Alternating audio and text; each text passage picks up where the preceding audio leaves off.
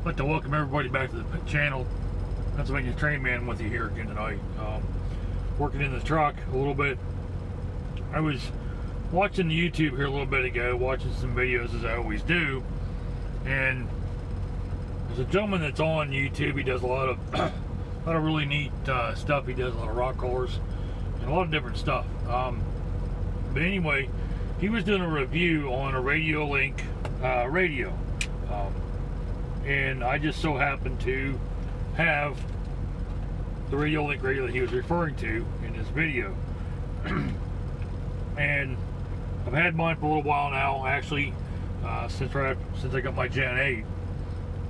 Before my Gen 8 ever was used, I bought this Radiolink radio and installed it in, and I've been using it ever since.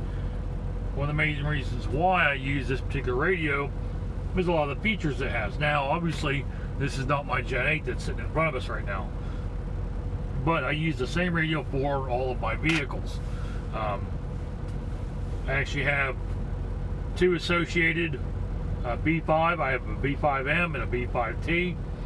I have an HPI E10 all-wheel drive road car. I have obviously my Gen 8. And I also have a Losi SCTE 2.0 with the MIP chassis and whatnot, a lot of other stuff. I also have another car that's on the way, and I will not let that cat out of the bag yet, but it's on the way. It's already been bought and it's on the way. So after watching XOCage RC, his video tonight on the Radiolink radio, I want to elaborate a little bit on the problem I've had with the radio. This is my radio here. It is the RC6GS. It is a 6-channel radio. It's the exact same thing that XOCage has on his video on his channel right now that he reviewed and we're doing some other stuff on. So I use this radio on all my race vehicles and my rock crawler, as I've said. I've encountered one major problem with this system. Although I like the radio, I like all the features, I like the fine-tune and adjustability that I have in the radio, and I like the fact that for $15 on Amazon I can buy a receiver and have it shipped to my house, and you can run up to 10 vehicles with this one radio. Here is what I don't like about the radio. I've already taken my receiver loose in my B5M here. Now these are real small receivers, and I'm fine with that. And yeah, it is a 6-channel. It is a bit overkill for a race vehicle of this caliber. I do use this for competition right now. I've got some slicks on it.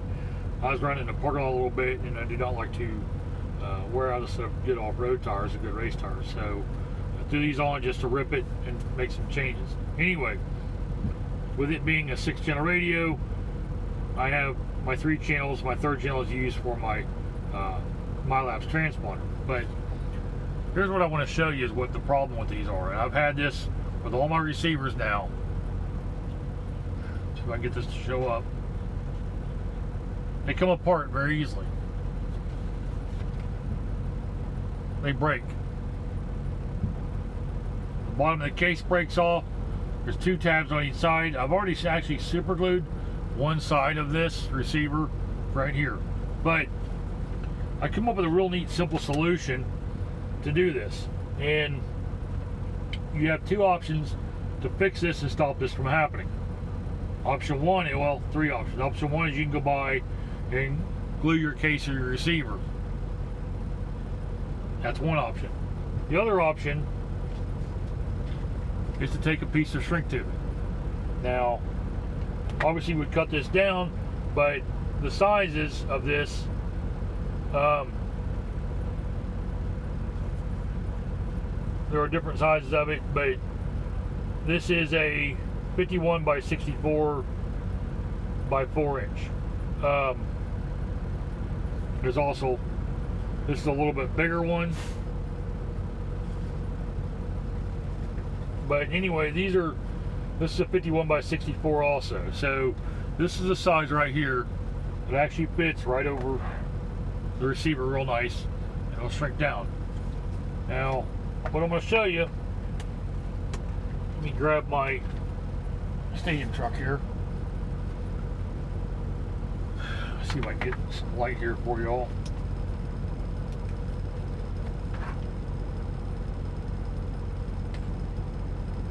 Trying to shine this in such a way where you can, if you look right here, and I just went by and I actually encased the whole receiver in the shrink tip. Real simple to do. Now what I did was, and I didn't mount the receiver in this truck yet when I did this.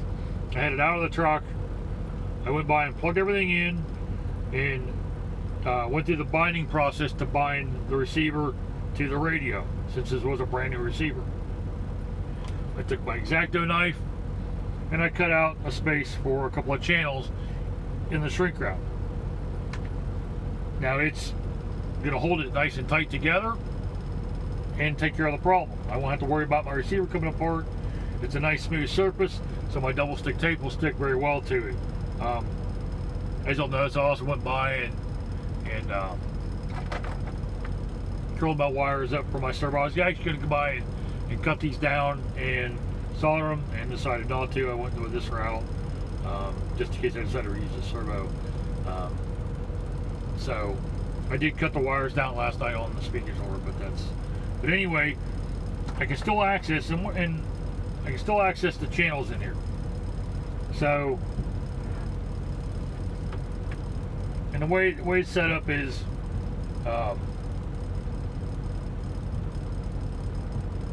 your red's in the middle, your ground's to, in this case, the front, which would be away from your antenna.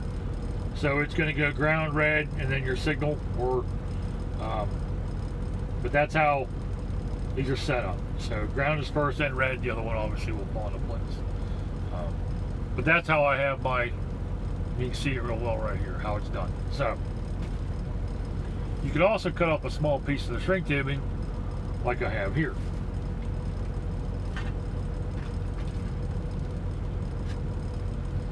The receiver is marked as to what goes where.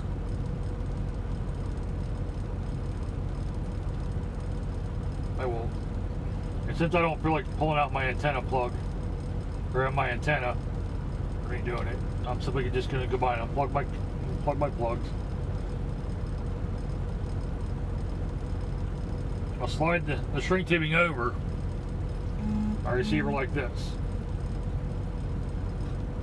Now I can still access my button for binding it if I need to rebind it, and I can still access my connectors.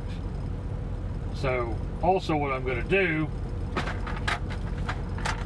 take a Sharpie, and I'll do this after I get it done, after I get that shrinking it. But the other option you can go by is like I did before. Take the whole piece, slide it over, cut it to the length, shrink it, and then cut your, use the X-Acto knife and cut your stuff up for your channels. I'm not going to do that on this one. I'll put this like this. I don't have my heat gun with me, so we're just going to go by and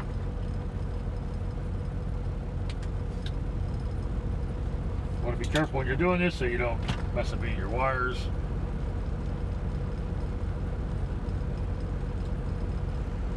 Don't keep a lot of heat on this or you can end up messing up your receiver.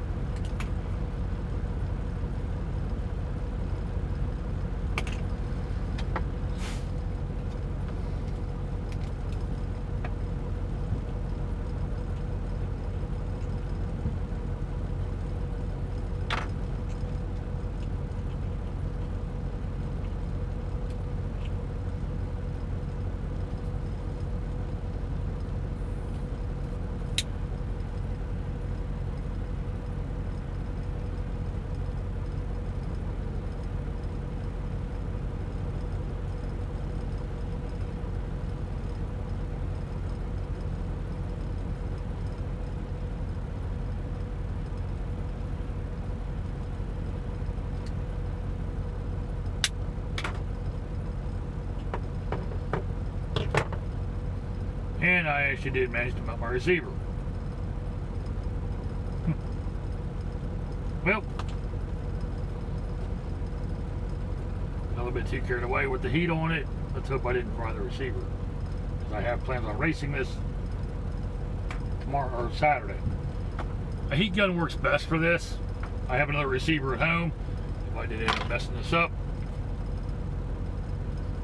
I would recommend using a heat gun for it. But one thing's for sure, it's not coming apart now. I'll let this cool down for a minute, and we'll plug it back in and make sure that everything is still all right with the receiver.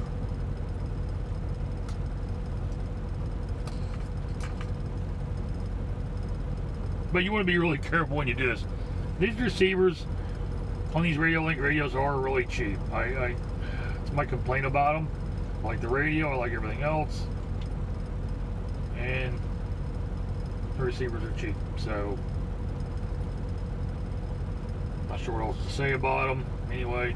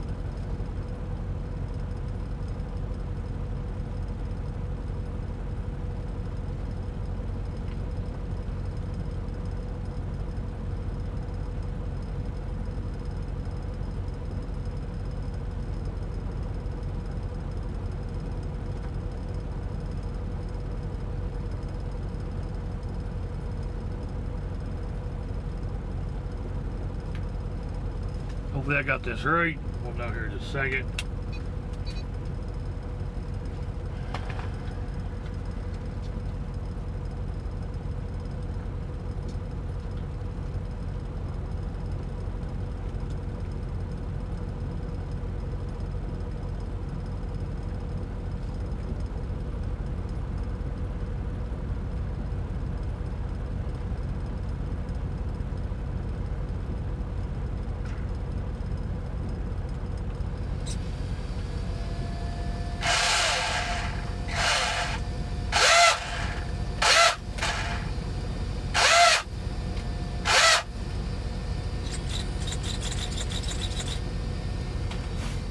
There you have it, folks. It still works. I'm still happy. I didn't fry nothing. But that's the way to take care of fix the one downside on the Radiolink receivers. I'll go by now and remount this back into my chassis, into my car, and it'll all be good. So anyway, I wanted to throw this video up real quick tonight. I planned on doing it anyway, but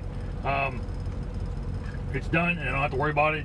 That's one last thing I have to do to get ready for racing this weekend. So make sure you go check out Cage RC, his page. A lot of really cool tech tips and reviews and whatnot. But I just wanted to throw this on there tonight after watching this video. Piece of shrink tipping. Pick your color. I used yellow and green stripe, 51 by 64. Is the diameter of it. It fits perfect around it, and there you have it. I would recommend using a heat gun and not a torch lighter like this, but that's what I got, so it works. Anyway, I am going to go by, and one more thing I'll show you real quick. I'll use my Sharpie on here, and I will mark a negative,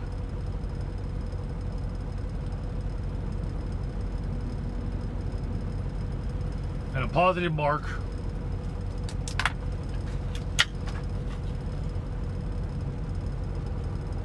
on the receiver. Trying to get the light where you can see it, so I know how it goes in. So there you have it. Stay stay tuned for this weekend for some racing highlights, some racing video and stuff. I'm not sure where I'm going to be racing at this weekend, but you can bet your bottom dollar I will be on a track somewhere in Pennsylvania, maybe even Maryland if I decide to run down there to race. But anyway, racing the B5M this weekend and racing the B5T. As always, please like and share my videos. Don't forget to subscribe. And thanks for watching. And go check out XOCage. It is XOCage RC. And I will put it in the description down below. XOCage RC. Check out his page. Thank you. Have a good evening.